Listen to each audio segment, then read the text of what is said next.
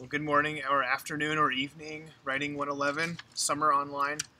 Welcome back. This is week 2. A very quick overview of your tasks this week, and some comments about the topics you'll be tackling this week and the assignments you'll be doing. Like last week, we have a series of activities and readings for you to do. Unlike last week, this week is a little different. I've broken it up into 2 parts. You'll see in Foxtail Part 1 and Part 2 with 2 different lists of activities. I've posted the due date for the first set of activities for Wednesday at 5 p.m. and that will guarantee that you have enough time remaining to complete the second list of activities by Friday at 5. Okay, so take note of that. You have a midweek. Some of the tasks are due in the middle of the week this time. So what is it you'll be doing, and what is there anything I have to say about it up front? And of course you can ask me questions if anything remains unclear. You can always email me. I'm first asking you to read 2 web pages from a website by Dan Kurland, who articulates pretty well, I think, the type of concept we're focusing on, distinguishing between what he calls restating, describing, and interpreting. And last week you wrapped up week 1 by trying to practice summarizing and paraphrasing, and those are very key tools that you'll get to use again when you approach this week's lesson. You can think of paraphrasing and summary as essentially the same type of activity that Kurland is talking about in his first of the 3 ways of reading texts. His first way of the 3 ways of reading texts is to restate what a text says. Well, that's essentially what paraphrasing and summary does, right?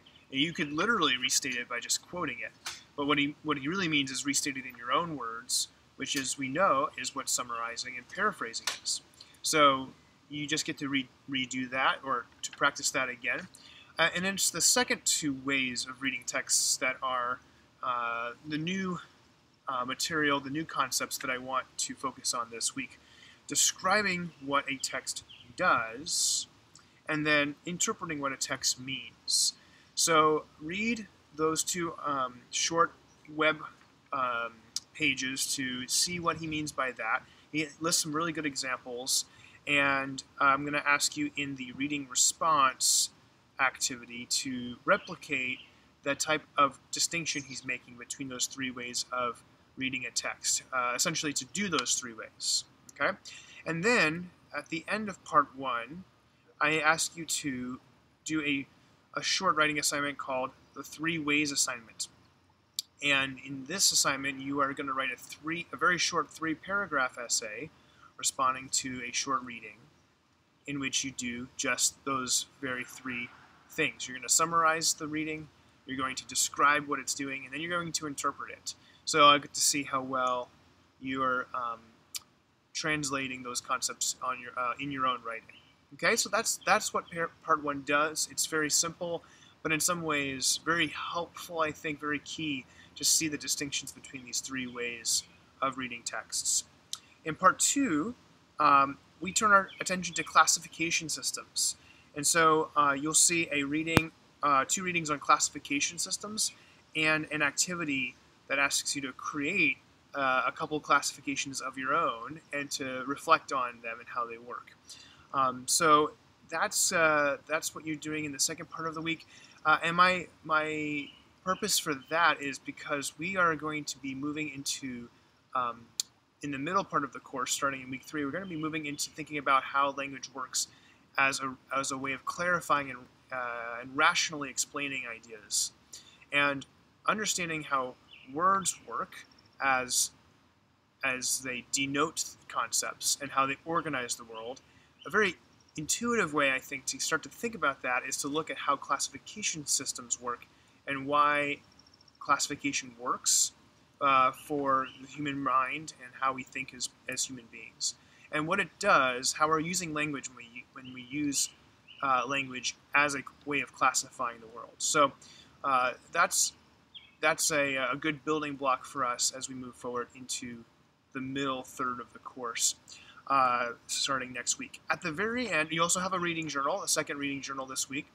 You'll see that listed in the reading journal activity, what your text is, and repeat the same process as last week, responding to that reading by describing what you notice and drawing some reflective conclusions. And the very last thing you'll see on this week is a quarter term check-in. So that's a very informal Q&A chat room, or I should say like a discussion thread. And you can ask me, I want you to ask me at least one question about the course. Tell me what you're confused about, what you'd like a little more clarification on, or just to, if everything is working really well, come up with some fun question you can ask me. You can ask me something kind of quirky or entertaining if you want, but certainly throw whatever you have at me if you have questions or concerns. Of course, you can always ask me by email any questions of a more urgent nature if you need help figuring out how to do the assignments or complete the activities. Just send me an email. I'll be checking every day or every other day as the best I can. Okay, those are my two or so thoughts for week 2. Good luck with your with the course content, with your activities. Happy writing, and I'll be talking to you again very soon.